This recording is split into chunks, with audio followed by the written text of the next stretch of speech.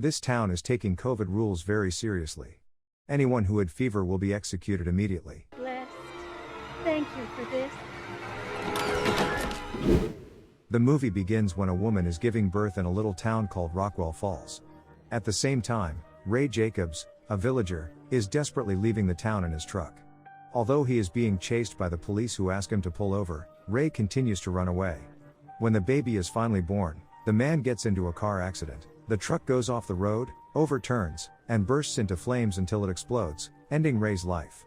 Although the town dedicates a big funeral to him, Ray's daughter, named Amanda, is devastated and starts screaming at everyone, causing the adults to take her to the hospital. Later we meet Steve, a census taker who travels from Chicago to the town. He gets lost on the road, so he asks some people for directions, but suspiciously they do not answer any of his questions about that town. With the help of a map, Steve manages to make his way to Rockwell Falls.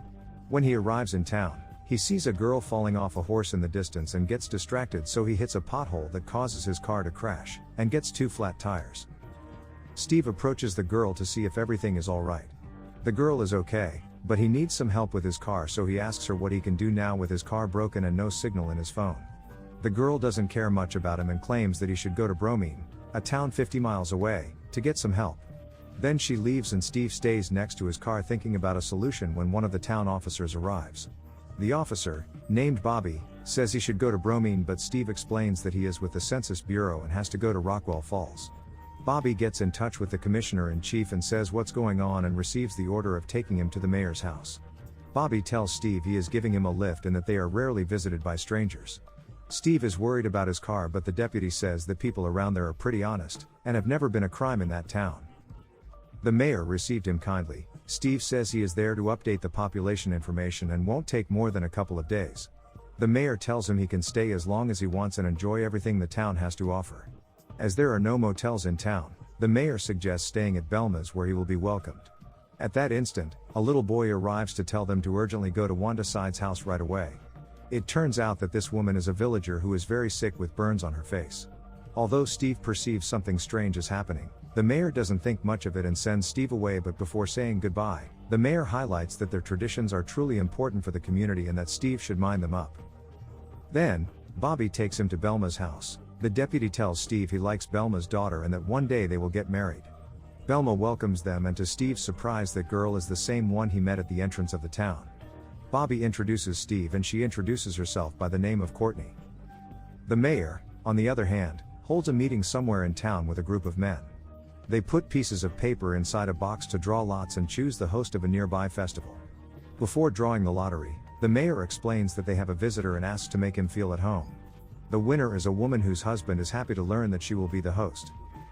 Later, at a dinner party that Courtney's mother hosts, Courtney, Belma, Bobby, and Steve talk about a few things, including work and the passing of Courtney's father due to a bad fever. That same night, Steve lies in bed watching a picture of him, a little girl, and a woman. In the middle of the night, Steve wakes up from a nightmare and meets Courtney in the kitchen. They start talking over dinner and he tells him that he also lost 2 valuable people who were his wife and daughter. Steve says that they had died 2 years ago in an accident and that he misses them so much. The atmosphere gets a bit tense, but both seem to feel comfortable having some time together. The next day, Steve walks through the town and every villager greets him kindly. Then, he goes into a restaurant for breakfast and bumps into Courtney again. Steve asks her about the fuss out there.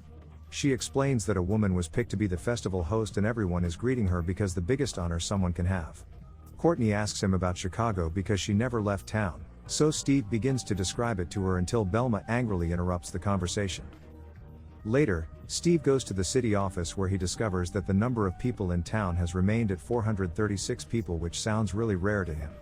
Then Steve does an investigation in which he realizes that there has been no trace of a particular family of 4 anywhere, the Hillenbachs. He goes to ask a pregnant librarian, to which she replies that they were sick but they are much better now. Steve insists on asking about where they are, but the librarian says that he will have to ask the mayor for further details. When Steve gets to the mayor, he simply tells him that the Hillenbachs are recovering and that they might be up for a visit after the festival. The mayor tells Steve to relax and enjoy the town, and although he is a bit evasive, he lets himself be carried away by the kindness of the people, and continues with his little census. At evening, Bobby invites Steve to drink something, but he notices that the people are behaving a little strangely. They stare at Steve in his eyes as he drinks a homemade whiskey. But everything turns even weirder when the husband of the lady with the fever arrives with a shotgun saying that Steve ruined everything. Bobby tries to calm the gentleman down, but the old man mentions something about a prophecy. Bobby insists on success calming the farmer down and tells Steve not to worry. The man is just worried for his wife and that makes him lose his senses. However, Steve asks about that prophecy, to which Bobby answers that is just a local superstition. Meanwhile, Amanda wakes up from the same nightmare Steve had. In the same room, there are nurses and a doctor who claims that the nightmare is a symptom of the fever. The doctor affirms that their treatment is the only way to cure her, but the little girl is really scared and begs him to stop. The next day Steve continues with the census. He arrives at the Jacobses but no one is at home. Then, he asks an old neighbor about them. The old lady tells him that Ray Jacobs had an accident some weeks ago and passed away. Then, she adds that Amanda is having a rough time, so she is being treated by the town doctor. Steve goes to the Griever residence where this doctor lives. Steve asks Dr. Griever about Amanda's situation. He tells him that recently losing her father affected her a lot and that she suffers from schizophrenia and paranoia. Then, Steve notices that Amanda is screaming for help upstairs, but the nurse doesn't let him go upstairs because it's supposedly a normal symptom. While leaving the house, Steve and Amanda glance out the window at each other. A bit concerned, he goes to the chief commissioner to tell him about it, plus he didn't see anywhere the title that all doctors should stop. The commissioner tells him that it is a normal symptom of schizophrenia and that the doctor has no title because he learned it from generation to generation like his dad and his dad's dad, and the Griever family has been taking care of the town for over 100 years. Steve mentions that if the doctor doesn't have a certificate, it is against the law, but the commissioner says he is the law in town, plus outside laws do not apply in Rockwell Falls. To calm Steve down, Bobby brings him to practice shooting. Bobby then asks Steve if he was married. Steve tells him that he was and that his wife passed away. Then Bobby says he is in love with Courtney and that he still can't get up the courage to tell her to marry him because he thinks she doesn't feel the same way. Steve encourages him to be himself. Bobby thanks him and says he is a good friend. Back at Belma's, Steve finds a strange young guy who scares him and runs away. He asks Belma about him and she explains that the boy is Curly. He had the fever but Dr. Griever cured him, but Steve is suspicious about that. At night, he has the same nightmare again. He is driving on a road and collides with a truck head-on. The next day Steve is doing some research about the town when a man appears and tells him to learn to love the town and then leaves. Steve goes after him but doesn't see him anymore. Then he bumps into a guy who didn't want to give him directions at first. He tries to talk to him without success, so he asks a man in a store about him and replies he is a delivery man who only brings and carries merchandise. At that moment, Curly shows up and suddenly he takes Steve by his neck and yells at him to run. Outside the store, Steve asks a boy about Amanda. The boy says she has the fever. Steve asks what it means to have that disease. He tells him he doesn't know exactly, but they look a lot like him. Steve goes in search of Amanda. He breaks into Griever's house and finds her locked in a room. He finds the keys and enters the room, but Amanda tells Steve that everyone is watching him. He can't go back to Chicago, and if he wants to leave there like his dad, they won't let him. He then approaches her and notices that she has signs of burns, so he realizes that it is the treatment to cure that disease. When he tries to escape with her, Amanda gets scared and screams for help. Soon after, a commissioner arrives and sends her to the nurses while they explain that Amanda has the fever. It turns out that villagers believe that anyone who wants to leave the town is sick and needs treatment. Besides, the commissioner and the mayor affirm that God punishes everyone who tries to leave, so the fever is a sickness born from a lack of faith. Realizing the insanity of the town, Steve goes to find Courtney. In the barn, Steve asks Courtney what's going on. She reveals to him that she wants to escape, but she doesn't yet because everyone thinks she is dangerous because she doesn't like the town. Courtney mentions she has kept her thoughts close where the villagers can't find them and that she is just hoping for a chance to leave. Steve says he is planning to escape, so Courtney tells him to go to the festival on the following day and show everyone he is okay. Although Steve wants to go and save Amanda, Courtney convinces him so they will be together from now on. He tries to avoid her because he knows Bobby's feelings, but in the end, he doesn't succeed. They kiss each other and intimate there in the barn. However, what he doesn't know is that Bobby himself has just decided to ask Courtney to marry him and arrives only to see his heart broken. The whole town gathers at the festival. Courtney approaches Steve and tells him that everyone is looking at them suspiciously.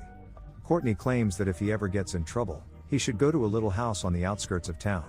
Steve is confused as hell, but Courtney is called by her mother, so she just leaves. The mayor starts the ceremony and a lady comments to Steve that it's made for him. Steve is even more confused, so he asks her why and she answers because of the population. Steve happens to be number 437 in town. Right after, they reveal a scene in which we see a lady very happy that he has been chosen hanging from a rope, and then proceed to execute her. Everyone claps and celebrates, but at that moment Steve realizes that the whole town is insane. He starts screaming as all the townspeople come and capture him, saying that he has the fever. Courtney obviously tries to stop him to no avail, and Dr. Griever gives him an injection that puts him to sleep. Steve then wakes up strapped to a gurney in front of the doctor and some neighbors. Steve accuses them of having killed the woman, but they explain that she was honored to sacrifice herself for the good community.